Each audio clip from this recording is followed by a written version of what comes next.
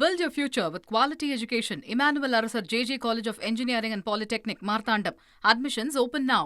மக்களவையில் நேற்று மசோதா நிறைவேற்றப்பட்ட நிலையில இப்ப இந்த வினாத்தாள் கசிவு தடுப்பு மசோதா தொடர்பா விவாதம் நடந்துட்டு வரக்கூடிய இந்த முக்கிய செய்தியை பார்க்கிறோம்.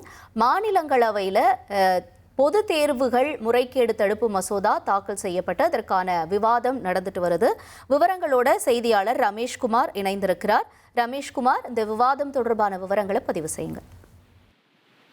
வினாத்தாள் கசிவுக்கு எதிரான மசோதா மாநிலங்களவையில் நிறைவேற்றுவதற்காக விவாதத்திற்கு எடுத்துக் கொள்ளப்பட்டிருக்கிறது. குறிப்பாக பொது தேர்வுகள் முறையற்ற வழிமுறைகள் தடுப்பு மசோதா மாநிலங்களவையில் எதிர்கட்சிகளின் அமளிக்கிடையே விவாதத்திற்காக எடுத்துக் கொள்ளப்பட்டிருக்கிறது.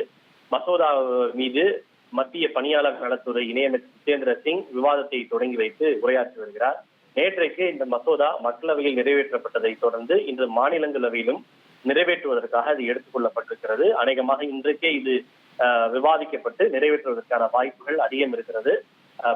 வினாத்தாள் கசிவுகளில் ஈடுபடும் குற்றங்களுக்கு மிக கடுமையான தண்டனை வழங்கவும் அது தொடர்பான வழக்குகளை விரைந்து விசாரிக்க விரைவு நீதிமன்றங்கள் அமைக்கவும் இந்த மசோதா மத்திய மாநில அரசுகளுக்கு அதிகாரம் வழங்குவது குறிப்பிடத்தக்கது. உங்களோட தகவல்களுக்கு நன்றி Rameshkumar. Build your future with quality education. Emmanuel Arasar JJ College of Engineering and Polytechnic, Marthandam. Admissions open now.